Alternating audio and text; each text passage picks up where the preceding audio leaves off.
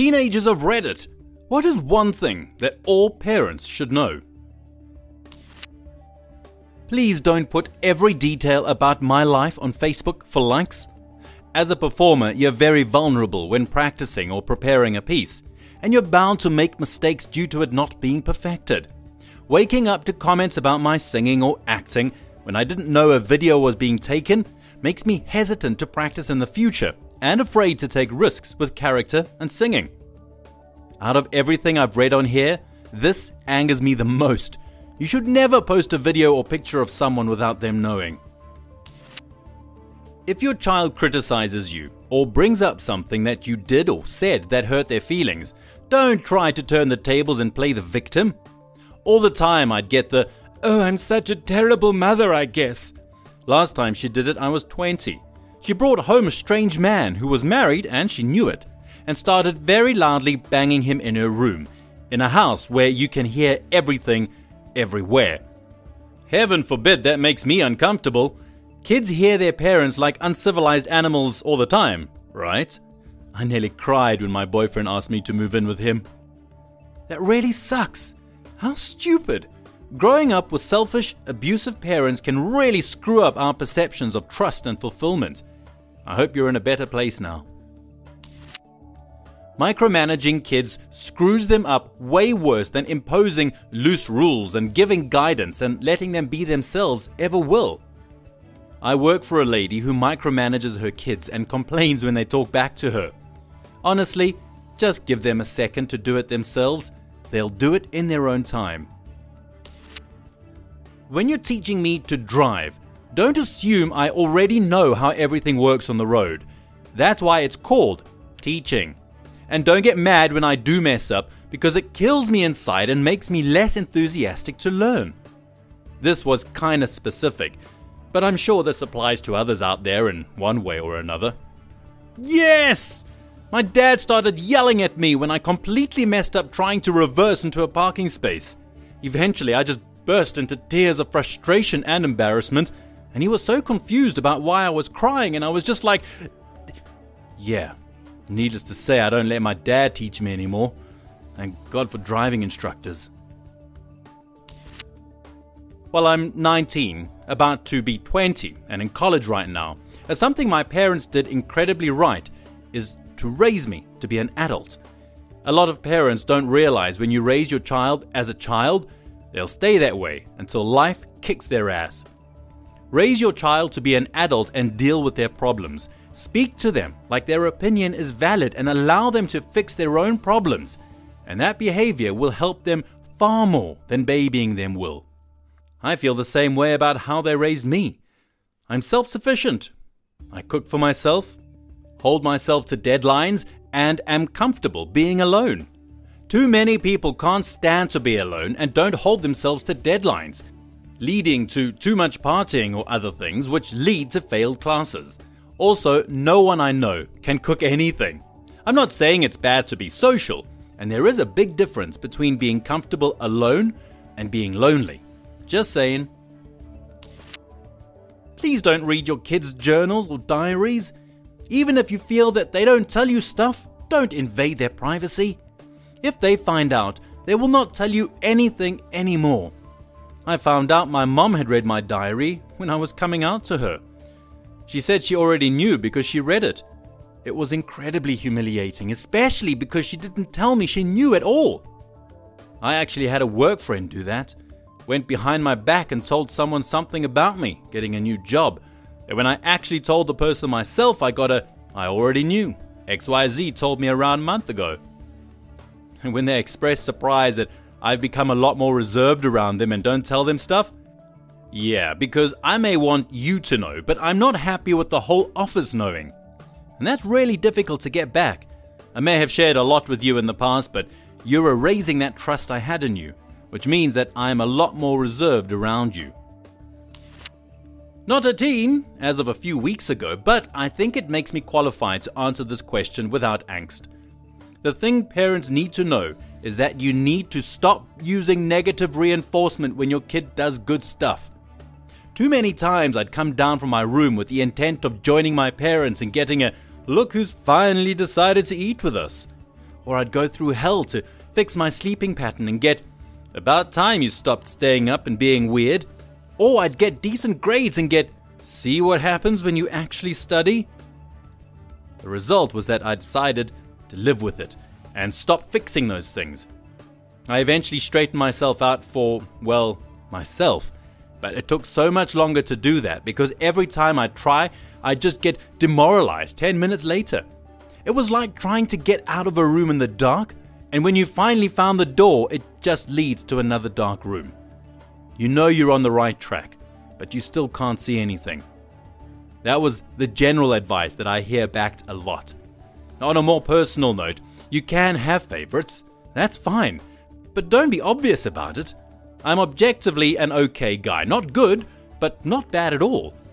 My sister is a dumpster fire for a truckload of reasons, yet she's very clearly the favorite. It used to hurt to get reminded of that in little ways, then it just stopped hurting one day. If your kid gets to that point, like me, your relationship is almost irredeemable.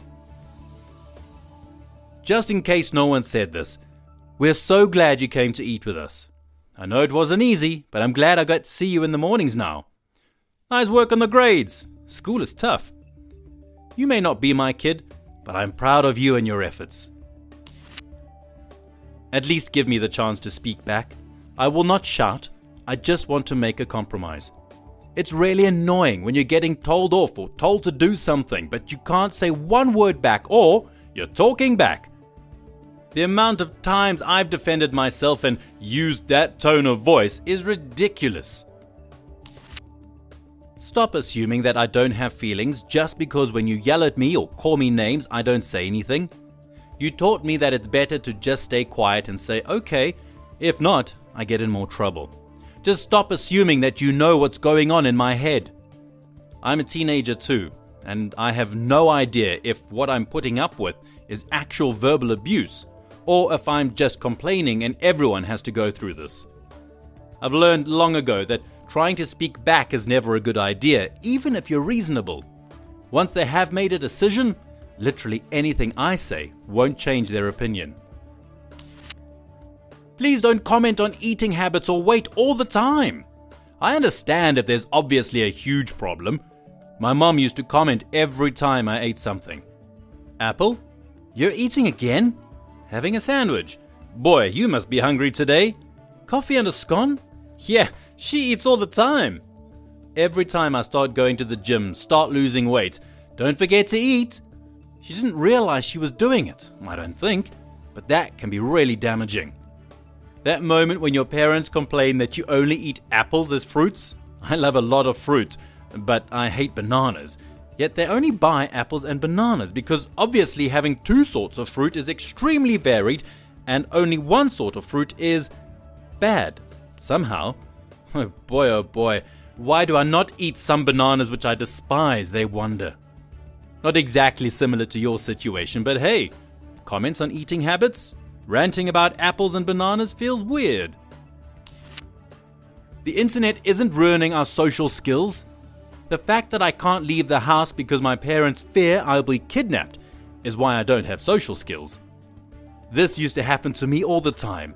They'd comment about how I never leave the house.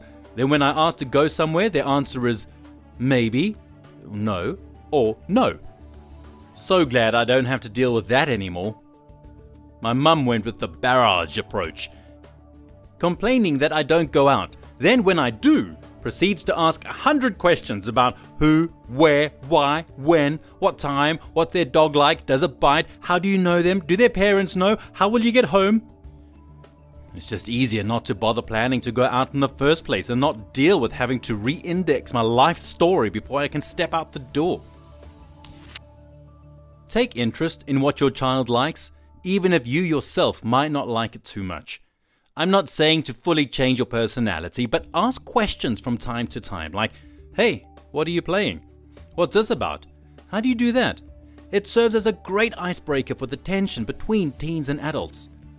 My dad is not a fan of games, but he usually does take a bit more interest than usual, and this served great to make me feel like he is more than just a dad, but a friend. This has also made it easier to share my problems with him, which is something every teen should do if something is troubling them. But I know that it can be awkward to talk to your parents about it. Be interested in your teen, and they will be more open to you. I turned 39 years old today, and I cannot upvote this enough. None of my family ever showed any interest in the things that I was or am passionate about, and I rarely lost my confidence. Even now, doing what I've always wanted to do and having some limited success, I have a hard time believing that anyone cares about it. Without my incredibly supportive wife, I probably would have never picked up another paintbrush. I'm an artist, by the way. This is why I taught myself how to play Pokemon. I've always hated Pokemon, but my 8-year-old son loves it, so I play it with him and know just enough so that he can talk to me about it. As parents, if we don't show interest in and allow our kids to talk to us about the things they're interested in, they won't talk to us about the more important things later on in life. Former teenager here. Parents should know that they are raising future adults. They're gonna be their own people and shouldn't be sheltered or coddled. They should be prepared and their own person. Wanting to control every aspect of your child's life will only make them hate you. Live your own life and encourage them to live theirs. Don't live vicariously through them. Don't helicopter parent. Don't let them suffer injustices alone. Be there for them, but only when they need you. Sometimes controlling every aspect doesn't make them hate you. It turns them into a completely dependent adult with a very poor understanding of the world who will never be able to properly take care of themselves. So either way, don't try and turn your kids into your own personal items. Free them to experience the world. The alternatives are worse.